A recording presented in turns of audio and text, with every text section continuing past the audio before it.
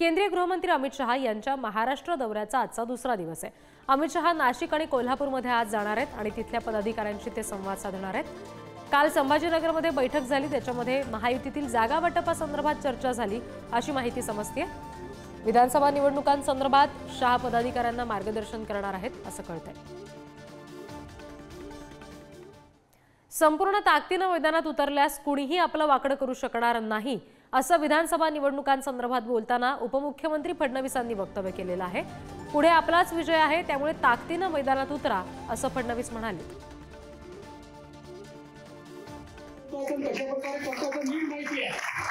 तुमच्यासारखी मंडळी जर मैदानात उतरली साहेब, काही कोणी आपलं वाकड करू शकत नाही। या ठिकाणी चांगल्या प्रकारचा विजय आपल्याला मिळेल आणि म्हणून आज एवढं सगळ्यांना आलोय, ताकदीनं मैदानात उतरा, पुढे आपलाच विजय होणार आहे। तर आपण आणखी तपशील घेणार आहोत प्रतिनिधी किरण ताजणे यांच्याकडून। किरण, फडणवीसांचं वक्तव्य तर आपण बघितलं, पूर्ण ताकदीनं मैदानात उतरा, पुढचा विजय आपलाच आहे असं फडणवीस म्हणतात।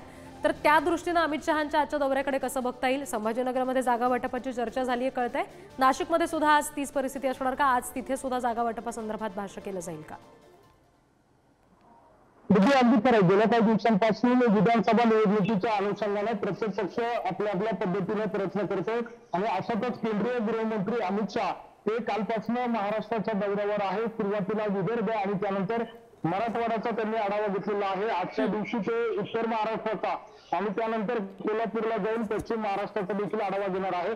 जास्तीत जास्त जागा मिळून त्या निवडून कशा आणायच्या यासाठीचा कानमंत्र ते पदाधिकाऱ्यांना देत आहे। दुसऱ्या बाजूला स्थानिक जे नेते आहेत त्यांनाही विश्वासात घेत आहेत। इतकंच काय तर जे विरोधक आहेत त्यांनाही आपल्यासोबत घेण्याचा प्रयत्न या सगळ्या मेळाव्याच्या दरम्यान पदाधिकाऱ्यांना दिला जातो। महत्वाची बाब म्हणजे उपमुख्यमंत्री देवेंद्र फडणवीस यांचं जे विधान आपण ऐकलं ते विधान असं आहे की ज्या सगळ्या काळामध्ये निवडणूक लढवत असताना आपणच मोठा भाऊ असू अशा स्वरूपाचा त्याचा अर्थ काढता येईल। आणि प्रामुख्याने जर विचार केला तर उत्तर महाराष्ट्राची आज दुपारी बैठक पार पडते, त्या बैठकीला अमित शहा नेमकं काय कानमंत्र देतात हे बघावं लागेल। मात्र दुसऱ्या बाजूला जागा वाटपाच्या संदर्भामध्ये जी काही चर्चा सध्याच्या घडीला सुरू आहे त्या अनुषंगाने नेमकं काय भाष्य केलं जातं ते बघणं महत्वाचं असणार आहे। निश्चित, आणि प्रत्यक्ष जेव्हा नाशिकमध्ये आता अमित शहा येतील, पुढच्या सगळ्या हालचाली होतील, तेव्हा पुढचे अपडेट्स तुमच्याकडून घेऊ। तुर्तास धन्यवाद किरण दिलेल्या तपशिलांसाठी। पुढची बातमी बघूयात। निवडणुकीच्या पार्श्वभूमीवर मोदी शहांचे सध्या महाराष्ट्रात दौरे वाढलेत। पंतप्रधान नरेंद्र मोदी उद्या पुणे दौऱ्यावर आहेत। विविध विकास कामांचं मोदींच्या हस्ते लोकार्पण होणार आहे। पुणे भाजपाकडून मोदींच्या दौऱ्याची जय्यत तयारी सुरू आहे।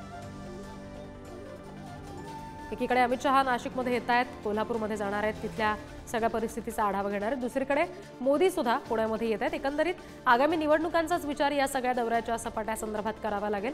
सातत्यानं स्वतः पंतप्रधान आणि केंद्रीय गृहमंत्र्यांचे होणारे महाराष्ट्र दौरे, पदाधिकाऱ्यांशी होणारा संवाद, त्यांना दिला जाणारा कानमंत्र, ही सगळी आगामी निवडणुकांची तयारी म्हणावी लागेल।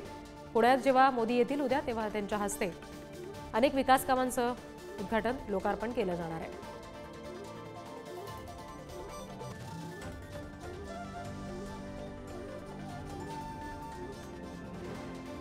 विधानसभा निवडणुकांच्या दृष्टीनं भाजपचं केंद्रीय नेतृत्व विशेषतः या सगळ्यामध्ये आता लक्ष घालताना आपल्याला पाहायला मिळतंय, ज्याच्यात मोदी आणि शहा दोघांचाही समावेश आहे।